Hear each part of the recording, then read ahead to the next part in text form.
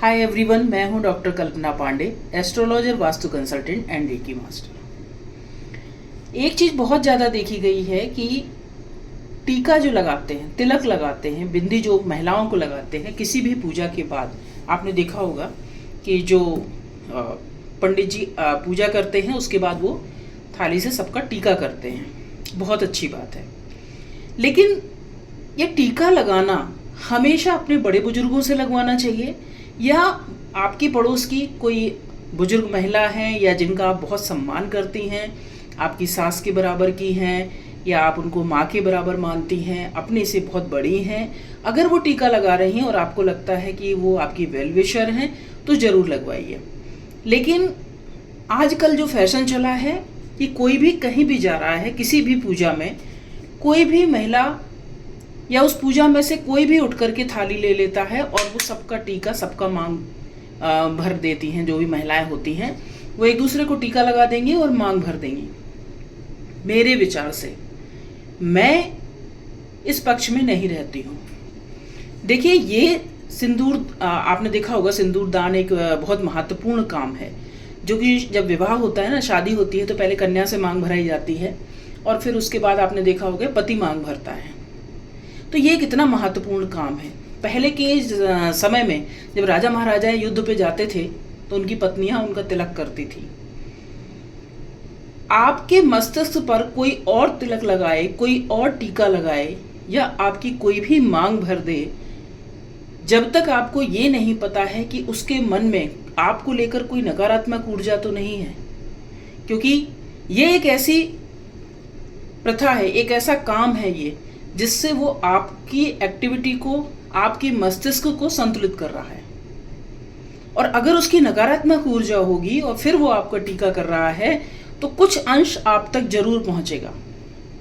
इसीलिए मैं हमेशा ये करती हूँ कि जब भी कोई थाली लेके आता है तो मैं अपनी बिंदी, अपना टीका खुद लगा लेती हूँ।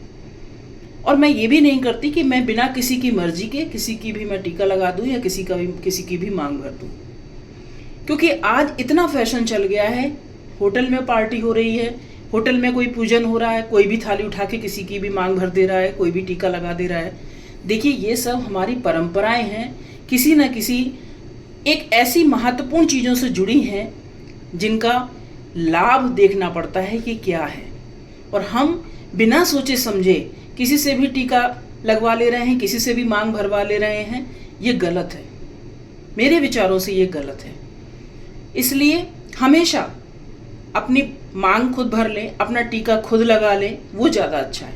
अगर कोई पुजारी, पंडित, आचार्य कोई पूजन कर रहे हैं और वो भी आपने देखा होगा कि महिलाओं को टीका जो है वो उनके उंगली में दे देते हैं, हाथ में दे देते हैं, आगे बढ़ा देते हैं कि आप लगा लीजिए। और अगर महिला कोई है तो उनसे लगवाना अच्छा है, क्योंकि वो उस गद्दी पर बैठी हुई हैं, वो उस पूजा वाले स्थान पर बैठी हुई हैं। पर कोई भी संगीत कार्यक्रम चल रहा है या कोई भी उठ के ऐसे इस तरह से आपको लगा रहा है, ये उचित नहीं है। इसको आपको बहुत ध्यान देना चाहिए, क्योंकि जितनी सकारात्मकता आपके अंदर पहुंचनी है, ये देखिए हमारा जो थर्ड आई वाला ये पॉइंट होता है बिंदी का, और सुहाग एक बहुत बड़ी चीज़ है। इसको हमेशा संभाल कर रखिए, हमेशा अपने हाथों में लेकर रखिए। इसलिए तभी तो ना शादी में मांग भरवाई जाती है, तभी तो इतना महत्वपूर्ण उसको बनाया गया है ना। इसलिए इन चीज़ों पर ध्यान दीजिए और हमेशा पूजा से संबंधित कोई भी कार्यक्रम है उसको सिर्फ फैशन के लिए यूज़ मत करिए। उसको एक परंपरा के रूप में, एक प्रथा के रूप में और उसके महत्व को जानकर उसको प्रयोग करिए।